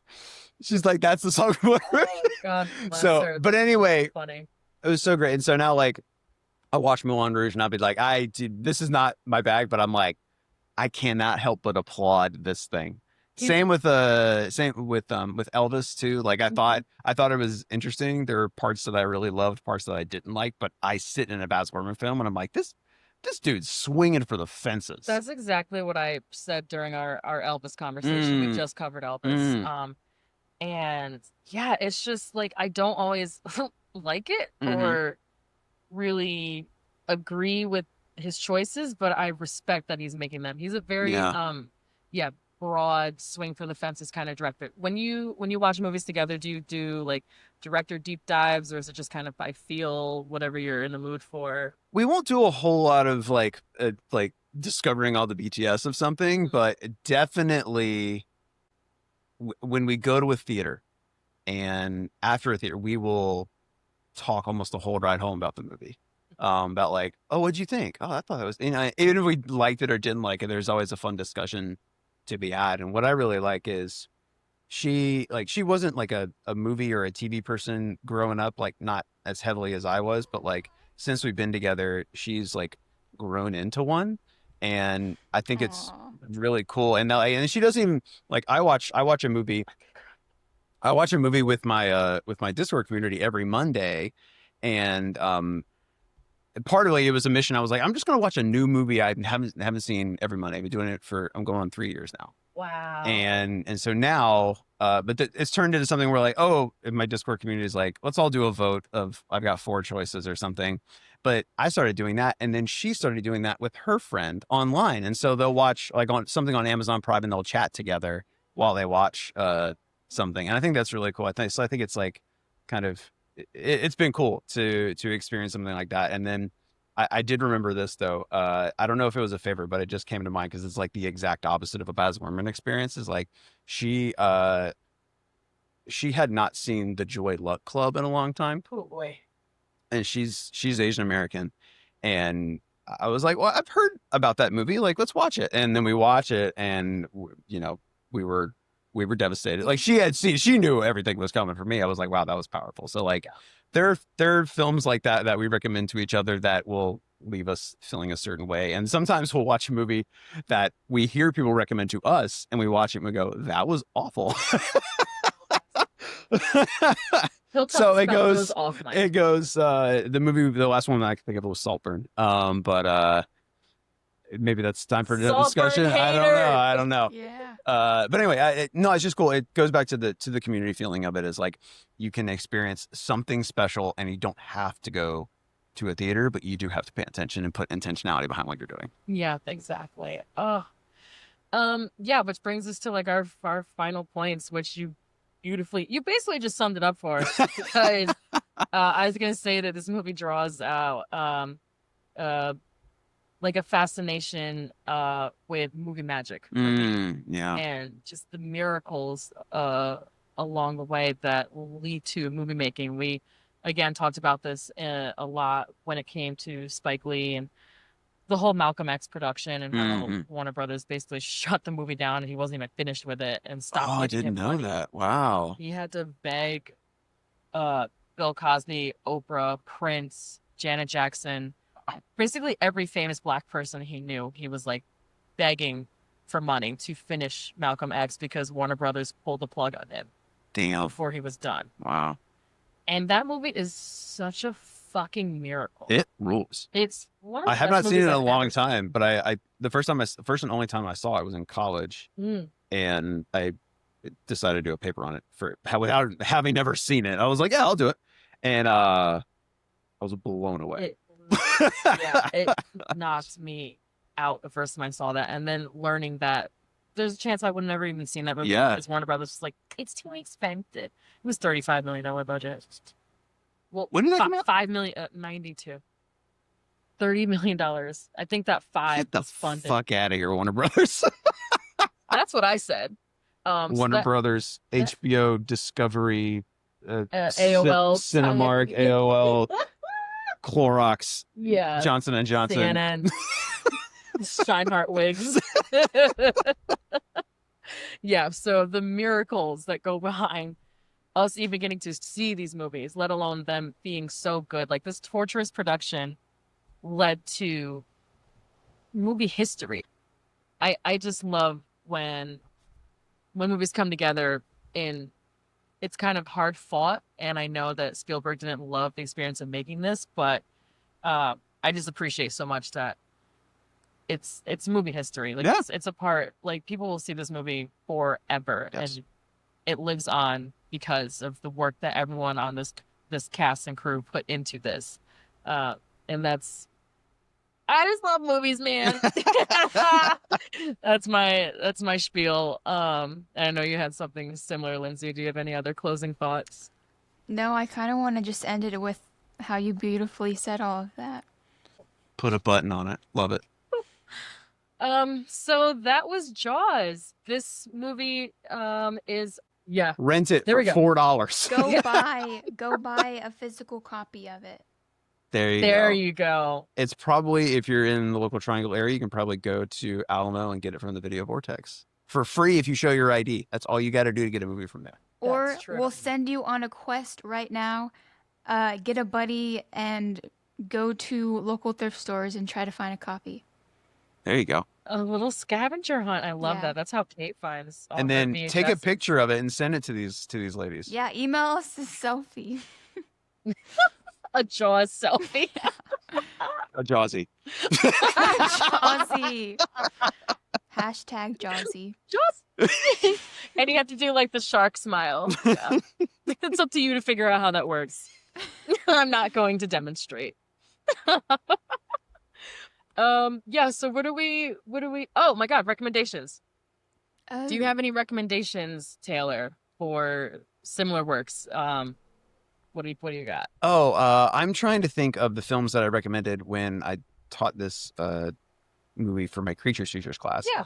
One of them I have to get it out of the way. The Meg. Like, I honestly think we have to talk about the Meg because I fucking it is so fucking dumb.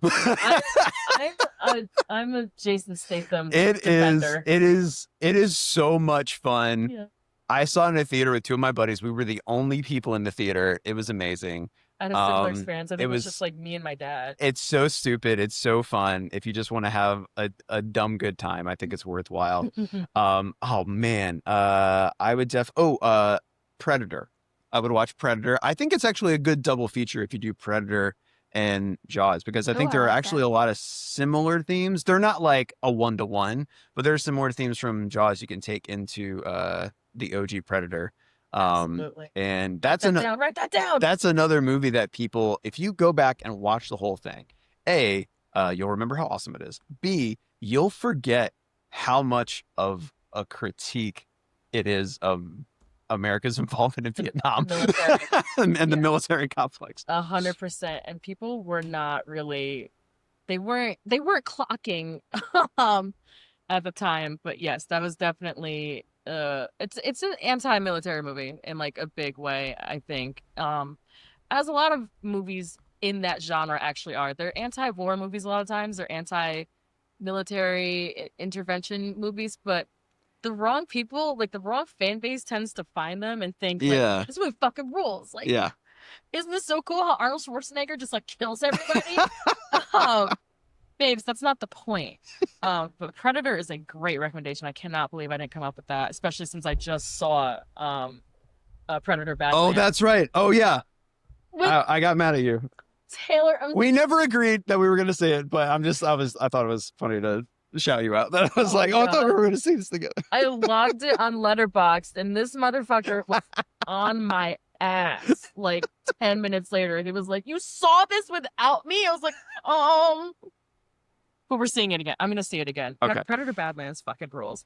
Okay, cool. You would like it too, Lindsay. It's like a funny like adventure movie that's also like violent alien kind of stuff going on there. The new Predator movies are proving to be very worthwhile. Yes. Prey. Yeah. Prey was dope. rules. And I can't remember the name of the animated one that came out, but that was also very cool. Killer of Killers.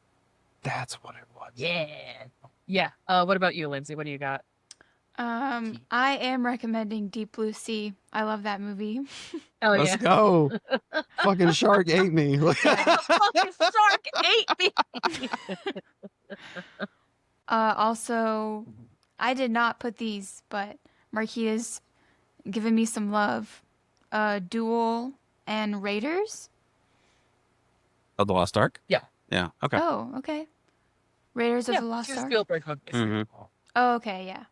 Duel, I talked about earlier in the episode. It's just the movie, I think, the Spielberg movie that directly leads into Jaws as far as like his technique and like what he was into at the time. As far as his shooting style and the truck it's the creature of Duel, so like that creature feature aspect. And then Raiders of the Lost Ark, of course, it's just like what he could do with a much bigger budget after the success of Jaws. So it's like it's like the before, during, and after of that stretch of his career. So I just think that would be like a cool triple feature if you're so inclined. And then I am going to recommend Close Encounters of the Third Kind for the Richard Dreyfuss performance. And also, like I said earlier, the child performance in that movie, the whole family. I think you would like this one too, Lindsay, if you hadn't seen it, because there's a lot of it's like a sort of an alien invasion movie, but it's also a lot of the like intimate family scenes that are playing out during this like alien crisis, you know? Yeah. Very just, it's early Spielberg, but it's fucking incredible. And I know our girl Anna just covered this movie as well with the Sleepless Cinematic people. So wanted to shout them out. The documentary that Spielberg referenced a lot, and he worked with these people on Jaws, Blue Water, White Death, which I haven't seen, I don't think, unless we maybe watched it in science class growing up, if possible. But it's a shark doc from, I think, the late 60s, early 70s. The Birds, speaking of Hitchcock, I think that's kind of the most one-to-one there as far as the Birds is a creature feature, is it not? Or Yeah, how would you? I would put that in there. Well, yeah, I would definitely put it in there because like your antagonist is the creature, and so the birds would definitely fit Yeah. into that. So The Birds, Yeah. by Alfred Hitchcock. And Steven spoke in the doc about how he was inspired by just Hitchcock's use of suspense and obscuring the creature a lot, and just how it makes the audience more tense. So I think The Birds kind of plays into that. And then I also had The Meg on my list. That's why I was laughing. mean, like, why not? Why the fuck not? Yeah. Like, you can have, here's the thing. There's not going to be another Jaws. So at this point, just make your shark movie fucking dumb and fun. Like, no one's gonna like recreate that. No one's gonna capture that lightning in a bottle again. So Sure. go all out with it. Make a Sharknado. I watched a movie called Shark Exorcist that was hilarious. It looked and felt like something I would have made when I was 14, like with my Canon Handycam camcorder. I'm like, it looked so bad and was so stupid, and I loved every second of it. Hell yeah, brother. See that? There's a space for trash, and there's a space for cinema. And I hold both in my heart. Dude, absolutely. So what are we covering next episode, Lindsay? We are covering Phantom Thread with Anna Stone from Stone's Top 10. Yep. Speaking of Anna, we haven't had her on since the Pride and Prejudice episode. It's been a while. It's been a while, but I've been podcasting with Anna for the last like 3 months because we just covered all of Fleabag. So hell yeah. Yeah. So great show. Right? Yeah. So we did Fleabag together as like a side quest. But Anna will be back for Phantom Thread. She's never seen it before, Lindsay. Have you seen it before? I've never seen it before either. Oh my god. I know. Woo! I've actually only seen one PTA movie. Phoenix? There Will Be Blood. Wow. Well, I think that's the best one. Okay. It's a tie. It's a tie between Phantom Thread and There Will Be Blood, honestly. I go back and forth. I think it's still There Will Be Blood, but Phantom Thread is like right there. It's very I need to educate sensual. myself. I need to educate myself. Educate yourself, man. Yeah. It's very sensual. Beautiful movie. Daniel Day-Lewis is also playing a fucking neurotic psycho in that. So, yeah. You feel seen. I think. Anyway, thanks for coming on the show, Taylor. I made it on the whole episode. He's never coming back on this podcast. No man is ever coming back on this podcast. For the first and last time. Grand opening, grand closing. Leave them wanting more. Our one and done guest, Taylor D. Adams. And where can you be found, Taylor? Did we even promote your film podcast? No, you didn't. But I'll talk about it right now. Such bad host. If you guys, if everyone listening likes film and TV podcasts, which I'm assuming you do because you listen to this great show, check out the Film Nuts podcast. That's my show. We just concluded our 5th season, and we had the lovely Lindsay and Marquita on to talk about Community. We actually put out a bonus episode too where I tried to stump them with Community trivia. Oh, and he did. Yeah. Spoilers. Humiliating. That was not my intention though. I was trying to It was fun have though. fun. It was fun. Okay, good. I'm glad you guys had fun. It was really fun. That's one of my favorite appearances we've ever done. Oh, thank y'all. Yeah. But yeah, you can check that out wherever you get your podcasts and on YouTube. And then if you want to get in touch with me, you can check me out on Instagram at Tay D Adams. Please email us at postfilmclaritypod@gmail.com. Follow us on Instagram, TikTok, YouTube at postfilmclaritypod. All of our episodes are closed captioned.